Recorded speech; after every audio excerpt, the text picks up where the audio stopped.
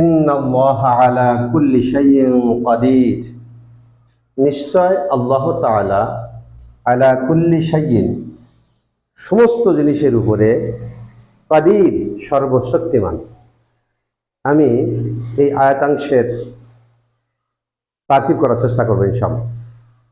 আমরা জানি ইন্না শব্দটি হরফে মুসাব্বা বিল ফাইল, মোট হুরুফে মুসাব্বা বিল ফাইল ৬টি। ইন্না, আন্না, কান্না, লাইতা, লাকিন্না, লাল। তো এই ৬টির ভিতরে এখানে একটি আছে ইন্না। আমরা লিখলাম যে ইন্না হরফে মুসাব্বাহ বিল ফাইল। এই ৬টি হরফে মুসাব্বাহ বিল ফাইল এর কাজ হলো এরা তার পরবর্তী ইসিমকে জবর দেয়, নসব দেয়।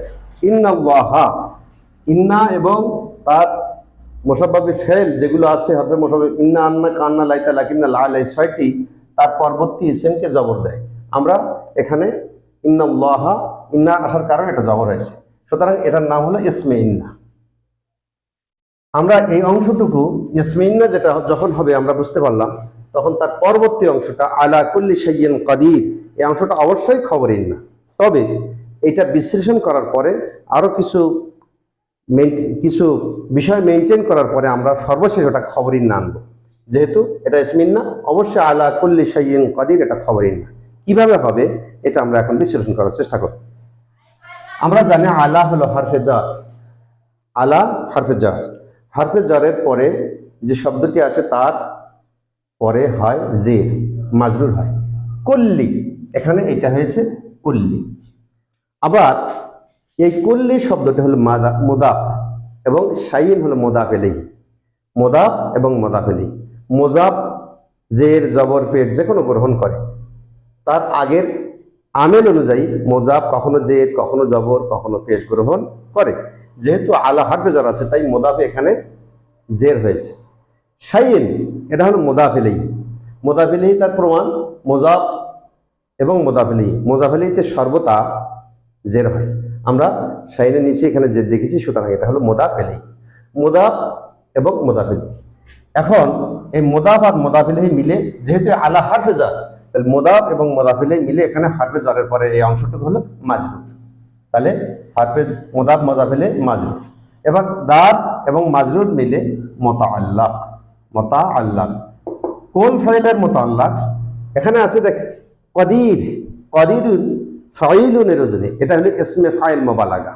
ইসমে ফাইল মুবালাগা অর্থাৎ আমরা জানি কাদিরুন হলো ইসমে ফাইল মুবালাগা, অর্থাৎ এটা হলো ইসমে মুশতাকের একটা প্রকার, ইসমে মুশতাক এর একটা প্রকার। সুতরাং এটা হলো ইসমে ফাইল মুবালাগা।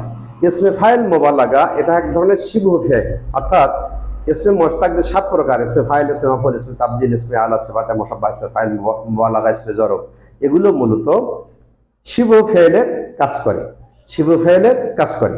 যেহেতু কাদিরুন এটা হলো ইসমে ফাইল মুবালাগা, তাহলে এটা হলো শিবহু ফাইল, অর্থাৎ ফেলের মতো কাজ করে।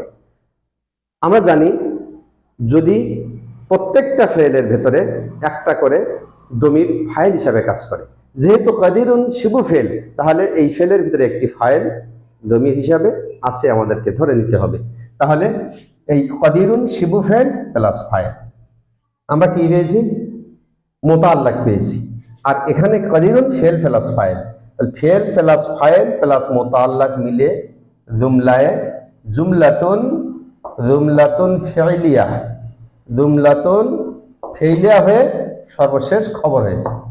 এইটা খবর হয়েছে, অর্থাৎ আলা কুল্লি শাইইন কাদির, এইটা জুমলায় ফেইলিয়া হয়ে খবর হয়েছে।